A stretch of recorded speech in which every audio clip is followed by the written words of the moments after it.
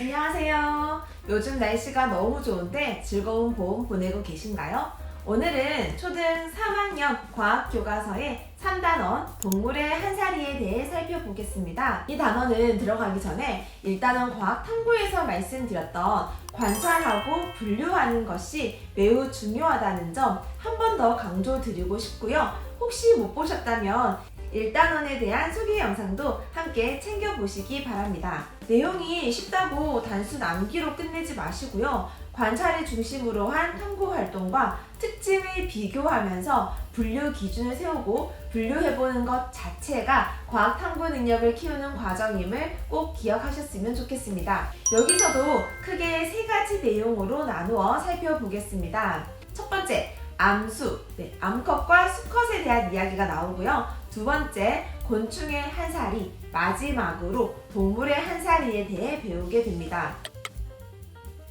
먼저 첫 번째, 암컷과 수컷을 관찰하고 어떻게 다른지 또 각각의 역할이 무엇인지 이런 내용을 다루게 되는데요. 여기서 중요한 것은 다양성입니다.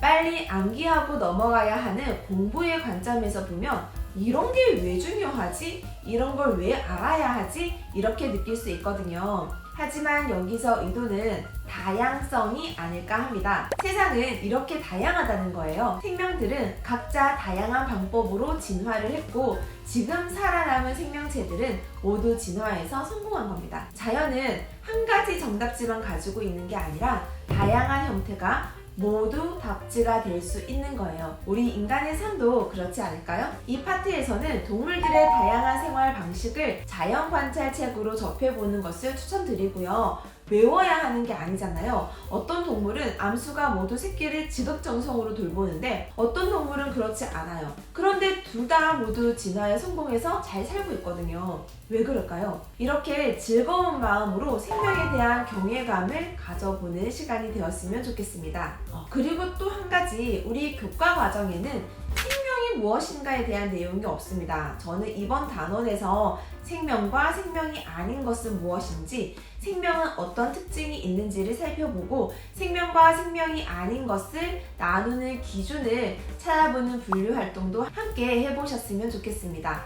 그런 의미에서 생명에게 배운다 1번 살아있다는 것은 이 책 추천드릴게요. 사실 초3 아이들이 혼자 읽기에는 조금 어려울 수 있어요. 앞서 말씀드린 생명과 생명이 아닌 것에 대한 이야기를 충분히 나눈 다음에 발췌해서 엄마와 함께 읽어보는 게 어떨까 합니다. 두 번째 주제는 곤충의 한사리입니다. 보통 배추 흰나비를 키우고 관찰하는 활동을 하는데요. 나비가 한 세대가 짧기 때문에 모든 과정을 빠른 기간에 관찰하기에 좋습니다. 어떻게 무엇을 관찰하는지는 교과서에 자세하게 나와 있어서 참고하시면 되고요. 그런데 왜 이런 활동을 하느냐? 결국은 다양성이에요. 곤충이라고 모든 곤충의 한사리가 같지 않아요. 동물도 마찬가지고요. 그래서 저는 배추 흰나비를 관찰하면서 다른 곤충들의 한사리에 관심을 가졌으면 좋겠습니다. 가능하다면 다양하게 키워보는 것도 좋은 경험이 되겠죠. 사슴벌레, 누에, 메뚜기 이런 것들. 그리고 이 활동을 통해서 관찰하는 능력, 비교하고 분류 기준을 세우는 능력을 키우는 거고요. 마지막으로 동물을 관찰하고 키우면서 자연을 가까이 하는 마음, 이런 것들이 이 활동을 하는 이유일 것 같습니다. 여기서 이론적으로 중요한 내용 하나 짚자면 완전 탈바꿈과 불완전 탈바꿈이라는 용어가 나옵니다. 배추 흰나비는 알에서 애벌레를 거쳐서 번데기가 되고요. 번데기에서 나비로 변합니다. 사슴벌레도 알에서 애벌레가 나오고 번데기를 거쳐서 성충이 됩니다. 예전에 저희 집에서 메뚜기를 키운 적이 있어요. 그런데 데리고 놀다가 아이 방에서 잃어버린 거예요. 쫓아와서 그냥 잤거든요. 다음날 아침에 그 방에 들어갔는데 바닥에 투명한 메뚜기가 있는 거예요. 저는 죽은 줄 알고 깜짝 놀랐어요. 그런데 다시 보니 메뚜기 허물이었습니다. 제가 정말 어릴 때부터 메뚜기를 많이 잡고 놀았는데 메뚜기 허물은 그냥 처음 본 것 같아요.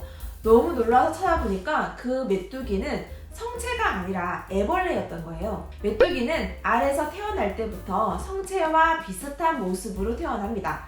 덩치가 커질 때마다 허물을 벗고요. 몸이 커져요. 번데기 과정이 없는 거죠. 저희가 제주에서 살 때 저희 마당에서 메뚜기를 키웠는데요. 정말 초여름이 되면 아주 작은 메뚜기가 막 날파리처럼 뛰어다니거든요. 그런데 가을이 되면 손가락만한 진짜 크기가 날아다닙니다. 그때 저도 알았죠. 메뚜기는 번데기가 없구나. 그래서 애벌레와 성체가 똑같이 생겼구나. 그래서 불완전 탈바꿈, 완전 탈바꿈이라는 용어를 쓰는구나. 이렇게 똑같이 곤충이지만 서로 다른 특징을 가지고 있는 곤충을 분류하다 보니 불완전 탈바꿈이라는 용어를 쓰게 되었구나. 그래서 여기서는 직접 관찰이 어렵다면 간접 관찰이라도 많이 보고 왜 이렇게 나눌까 이런 질문을 하면서 접해보면 좋을 것 같습니다. 왜 제가 이런 걸 계속 강조하냐면요. 저는 어릴 때 충매화, 탈바꿈 이런 걸 외우는 게 너무너무 싫었거든요. 그래서 고등학교 때까지도 생물을 정말 너무너무 싫어했어요. 알고 보니 생물이 그런 과목이 아니더라고요. 그래서 제가 계속 의미를 찾고 활동을 하고 이런 점들을 강조하고 있습니다. 책 몇 권 추천드릴게요. 워낙 유명한 책이죠. 배추 흰나비 알 100개는 어디로 갔을까? 배추 흰나비의 한사리를 보면서 왜 이렇게 알을 100개나 낳아야 하는지, 그리고 서로 연결되어 있는 생태계, 그물도 알 수 있는 책입니다. 그리고 1단원에서 소개해드렸던 우리 집에 배추 흰나비가 살아요. 이 책도 교과 연계로 읽어주시면 좋을 것 같고요. 특히 집에서 배추 흰나비를 키워보신다면 관찰 일지를 쓰는데도 굉장히 도움이 될 겁니다. 나머지 2권은요. 곤충책을 찾는다면 이런 책이 있다 정도로 소개해 드릴게요. 저희 아이가 매우 좋아했었고 저도 구성이 굉장히 마음에 들어서 구입했던 책입니다. 먼저 어린이 곤충 비교 도감은 비슷하게 생겼지만 다른 곤충들을 관찰하고 비교해 놓은 책이고요. 관찰력을 키우고 분류 기준을 세우는 데도 도움이 될 것 같습니다. 조영권이 들려주는 참 쉬운 곤충 이야기는 오늘날의 파브르 곤충기 같은 책입니다. 정말 좋은 책이기 때문에 한 번쯤 살펴보시면 좋을 것 같습니다.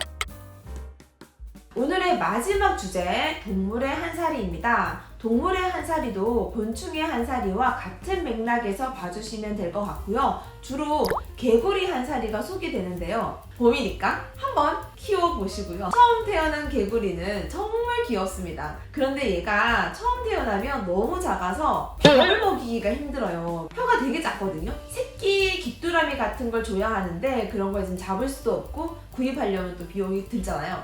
아니면 집에서 귀뚜라미 키워야 되는 거야. 그래서 개구리가 되면 알을 가져왔던 연못을 살려주시는 걸로 하고 한번 키워보시는 것도 괜찮습니다. 저는 이 부분에서는요, 교과에서 소개되지 않았지만 동물의 분류를 좀 다루고 넘어가면 좋을 것 같습니다. 포유류, 조류, 파충류, 양서류, 어류 이런 거 있잖아요. 자연 관찰책 쫙 펼쳐놓고 비슷한 특징들을 묶어보고 그 특징들을 정리해보고요.